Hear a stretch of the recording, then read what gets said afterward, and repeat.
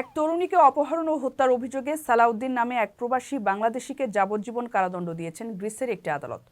Greek গণমাধ্যমে বলা হয়, গত সোমবার আনুষ্ঠানিকভাবে এই মামলার শুনানি শুরু হয়। সালাউদ্দিন এসকের বিরুদ্ধে আনাস্তাসিয়াকে অপহরণ, ধর্ষণ ও হত্যার অভিযোগ আনেন মামলার কৌশলী। পরে শুনানি ও যুক্তিতর্ক শেষে শুক্রবার আদালত তাকে যাবজ্জীবনের দণ্ডাদেশ দেন।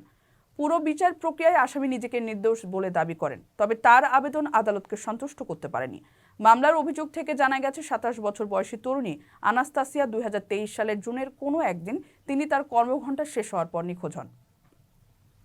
সিসিটিভি ফুটেজে দেখা যায় তিনি দক্ষিণ এশীয় কিছু কর্মীর সঙ্গে কেনাকাটা ও আড্ডা দিচ্ছেন, যাদের মধ্যে সালাউদ্দিনও ছিলেন।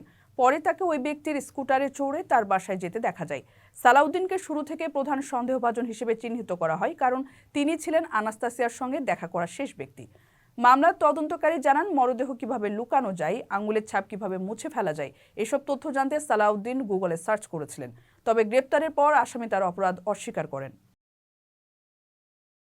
কারো কাছে স্বপ্ন পূরণ, কারো আনন্দের উপলক্ষ, আবার কারো জীবন পাল্টে দেওয়ার মুহূর্ত, কখনো জীবন বাঁচাতে সর্বোচ্চ গতিতে উড়ে চলা, কারো আবেগের শেষ মুহূর্ত, আপনজনের শেষ বিদায়ে সামিল হওয়া। এমন সব ইচ্ছে পূরণে সর্বনিম্ন ভাড়ায় দ্রুতগতির বাহন প্রবাসী হেলিকপ্টার। আপনার প্রয়োজনে যোগাযোগ করুন আমাদের হটলাইনে।